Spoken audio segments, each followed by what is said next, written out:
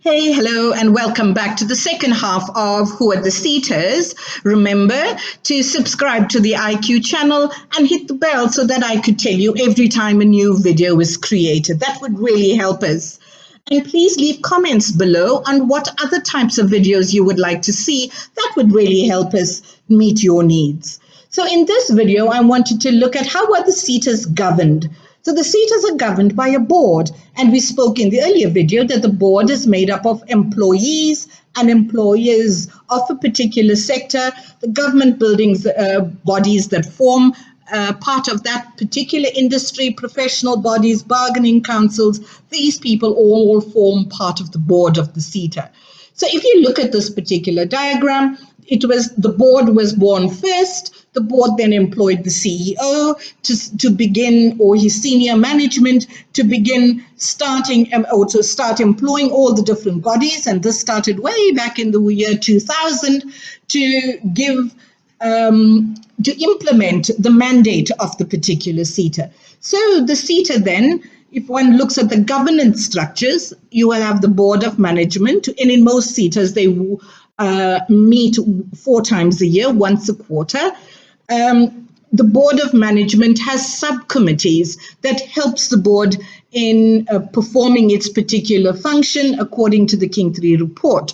So what are these committees? The one is the audit committee, and the board expects the audit committee to look at and scrutinize the money, that how it is being used, payments that are being made, and making sure there's complete compliance with the Public Finance Act, and to make sure everything is above board.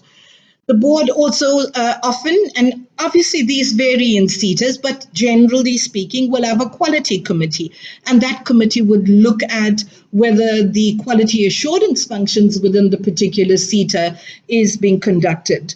The seater could also have chambers. Now, the Act says that the seater could have chambers. So what essentially are these chambers? So in a big seater, let's take services seater, for example. In a big seater, there are a number of employer bodies that fall within that seater itself.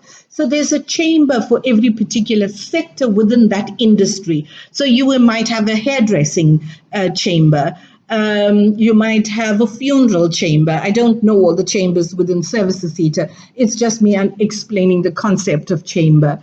I think Mercita also have chambers. So not all seaters have chambers. Different seaters have chosen different models of governance on how to manage their particular work. So that's what the chamber is. And then you would have the CEO reporting to the board and the various governance structures that they're within the seater. And you got all the internal departments of the seater reporting to the CEO. So that, in a way, is something how the seater works and internally with all of its chambers.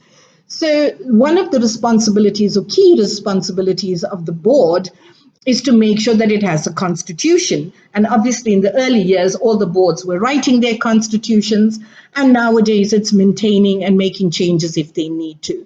So the constitution, what does one find in a constitution?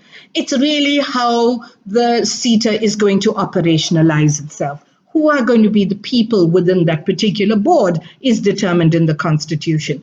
The number of people that are going to serve on the board is also determined by the Constitution. And the minister was clear in the Skills Development Act that there must be equal representation of employers and employees, that's labor and employer, so that there's a balance within the board itself in terms of decision making.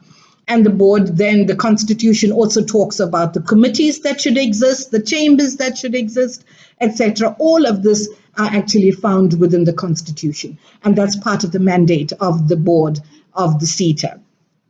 So where does the seater get its money from? The seater gets 80% of the skills development levies that's paid through the levy fund. And that levies 10% of that levies is kept within the seater for its administration, and the rest gets into the pipeline towards the employer levies and through the employer levy system, which is in another video. So that's how the Seta gets it. It gets its money through the skills development levies. So we've had a look at the composition of the Seta, the chambers of the Seta, the composition. We looked at the finances. How is the Seta financed? And now I want to quickly look at who does the Seta report to? So the Seta reports to the Director General. What do they give to the Director General? How do they report? They report in terms of their budgets through the board. After the board ratifies and check the budgets that it was all okay, it goes and all of these are submitted to the Director General, who reports to the Minister of Higher Education and Training. So they report on budgets, they report the financial statements, the income expenditure. All of that needs to be compliant in terms of the Public Finance Management Act, and these are submitted. They also submit strategic plans and reports on the plans. On the strategic plan, the minister expects to hear from the board, how are you strategic? You're a governance body. How are you strategically going to manage the Seta? I've given you, as a minister, I have given you all the performance indicators that I expect. So strategically, how are you going to manage this board, achieve all the milestones that I expect you to achieve? So that's the purpose. And so the Setas actually report to through the Director General to the Minister of Higher Education and Training. So that very briefly talks to who the Setas are, how they came to be born, what do they do, and if there's anything further that you would like to know on the Setas, please don't forget to leave a comment below so that I could do another video explaining this to you.